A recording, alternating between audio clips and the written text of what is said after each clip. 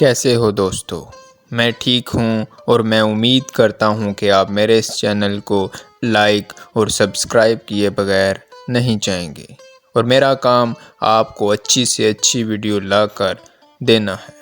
اپنی رائے اس ویڈیو پر ضرور دیجیے گا۔ آج کی ویڈیو میں کنفیوشس کی زندگی کا مختصر تعارف بیان کریں گے۔ عظیم چینی فلسفی کنفیوشس پہلا آدمی تھا جس نے چینی عوام کے بنیادی اعتقادات کو ملا کر عقائد کا ایک نظام واضح کیا۔ اس کا فلسفہ شخصی اخلاقیات اور ایک خاص حکومت کے تصور پر مبنی ہے جو عوام کی خدمت کرتی اور اپنی اخلاقی مثال کی بنیاد پر ہی حکمرانی کرتی ہے۔ اس فلسفہ نے چینی زندگی اور تہذیب کو 2000 سے زائد برسوں تک اپنے سحر تلے رکھا اور دنیا کی آبادی کے ایک بڑے حصے پر گہرے نقوش مرتب کیے۔ کنفیوشس لیو کی ایک منحصر ریاست میں 551 قبل مسیح میں پیدا ہوا۔ یہ شمالی چین میں شان تنگ کے موجودہ قصبے میں واقع تھی۔ بچپن میں ہی والدہ کے سائے سے محروم ہو گیا۔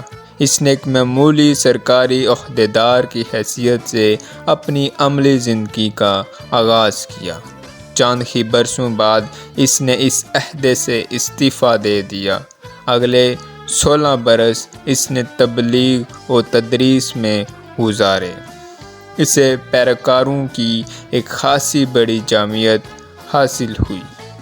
جب وہ 15 برس کا تھا تو اسے لیو حکومت نے ایک عمدہ عہدے کے لیے منتخب کیا، تاہم 4 سال بعد ہی درباری سازشوں نے اسے برخاست اور ریاست سے جلا وطن کروا دیا۔ اس نے اگلے 13 برس ایک خانہ بدوش استاد کی حیثیت سے صرف کیے۔ اپنی زندگی کے آخری 5 برسوں میں وہ اپنے آبائی وطن واپس لوٹ آیا۔ 479 قبل مسیح میں اس کا انتقال ہوا۔ کنفیوشس کو ایک مذہب کے بانی کی حیثیت سے جانا جاتا ہے، لیکن یہ بیان درست نہیں ہے۔ اس نے خدا کے متعلق کوئی فلسفہ نہیں دیا۔ حیات بعد از موت پر اظہار رائے کرنے سے معذوری کا اظہار کیا اور ہر طرح کی مابعد الطبیعیاتی قیاس آرائی سے اجتناب برتا۔ وہ بنیادی طور پر ایک بے دین فلسفی تھا۔ اس کی دلچسپی کا مرکز شخصی اور سیاسی اخلاقیات اور کردار تھا۔ کنفیوشس کے مطابق 2 انتہائی اہم فضیلتیں جن اور لیت ہیں۔ عظیم انسان انہی سے اخلاقی رہنمائی حاصل کرتے ہیں۔ جن کو بعض اوقات محبت کے معنوں میں ترجمہ کیا جاتا ہے، لیکن اسے دیگر انسانوں سے ایک محبت بڑا تعلق کے طور پر زیادہ بہتر سمجھا جا سکتا ہے۔ لی سے آداب، رسومات، رواج، اطوار اور خوش اخلاقی مراد لی جاتی ہے۔ کنفیوشس سے پہلے موجودہ اہم چینی مذہب کو اس کے خاندانی وفاداری اور والدین کے احترام جیسے رویوں پر اصرار سے بڑی توقیت حاصل ہوئی۔ کنفیوشس نے یہ بھی کہا بیویوں کو بھی اپنے خاوندوں کا احترام اور اطاعت کرنی چاہیے اور محکوموں کو اپنے حاکموں کا خیر خواہ رہنا چاہیے۔ یہ چینی دانا آمریت کے خلاف تھا۔ اس کا عقیدہ تھا کہ حکومت کے وجود کا مقصد فلاح عوام ہے، نہ کہ اس کے برعکس کچھ۔ اس امر پر اس کا شدید اصرار رہا کہ ایک فرمانروا کو طاقت کی بجائے اخلاقی قوت کے سہارے حکمرانی کرنی چاہیے۔ اس کے دیگر افکار میں ایک آسمانی بادشاہت کا تصور بھی شامل ہے۔ اس نے کہا جس فعل کو تم اپنے لیے ناپسند کرو ویسا دوسروں کے ساتھ بھی نہ کرو۔ کنفیوشس کے دور میں چین پر چاؤ خاندان کی حکمرانی تھی۔ یہ چین میں عظیم عقلی جوش و خروش کا دور تھا۔ اس دور کے حکمرانوں کے لیے افکار قابل قبول نہیں تھے، لیکن اس کی موت کے بعد یہ افکار تیزی سے ملک بھر میں پھیل گئے۔ تاہم 221 قبل مسیح میں چین خاندان کے آغاز کے بعد کنفیوشس مت کے برے دن شروع ہوئے۔ چین خاندان کی اولین شہنشاہ نے کنفیوشس کے اثرات کو مندمل کرنے کی سرتور کوششیں کیں اور حال کو ماضی سے یکسر منقطع کر دیا۔ اس نے کنفیوشس کے افکار کی تدریس کو ممنوع قرار دیا اور کنفیوشس کی تمام کتابیں جلا ڈالیں۔ یہ جابرانہ مساعی ناکامیاب ثابت ہوئیں۔ چند سال بعد چین خاندان پر زوال آیا تو کنفیوشس مت کے علماء کو پھر سے اظہار رائے کی آزادی نصیب ہوئی۔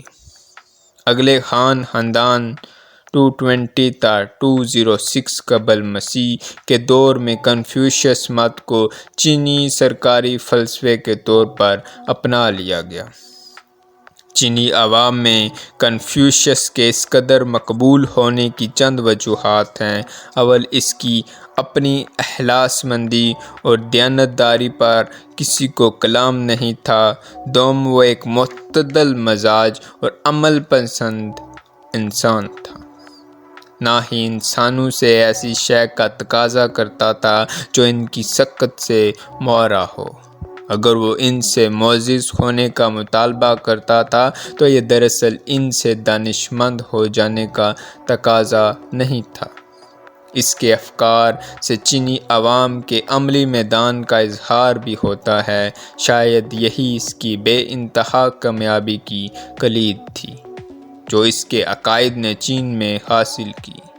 کنفیوشس نے کبھی چینی عوام سے اپنے بنیادی معتقدات کو تبدیل کرنے کی خواہش کا اظہار نہیں کیا، بلکہ وہ ایک بین اور مؤثر انداز میں انہی کی بنیادی روایات کو دہرا رہا تھا۔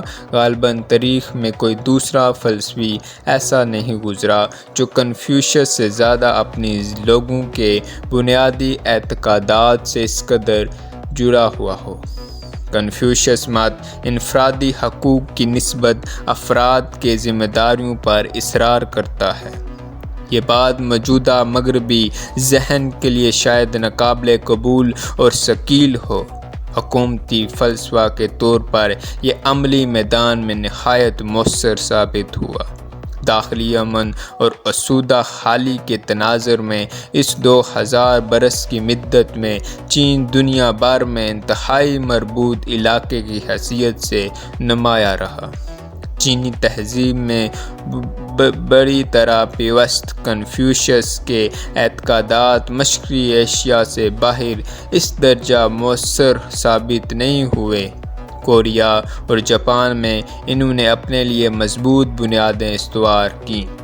یہ دونوں ممالک چینی تہذیب کے اثرات میں لت پت تھے۔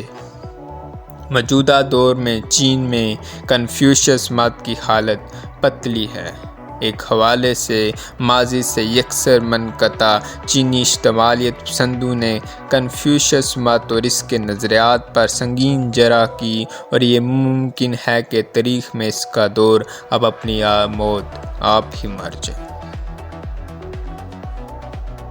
ماضی میں کنفیوشس کے نظریات نے چین میں بڑی گہری بنیادیں استوار کر لی تھیں۔ ایسا ہونا غیر ممکن نہیں کہ اگلی صدی میں کنفیوشس مت نئے سرے سے توقیت حاصل کر لے۔ والسلام، شکریہ۔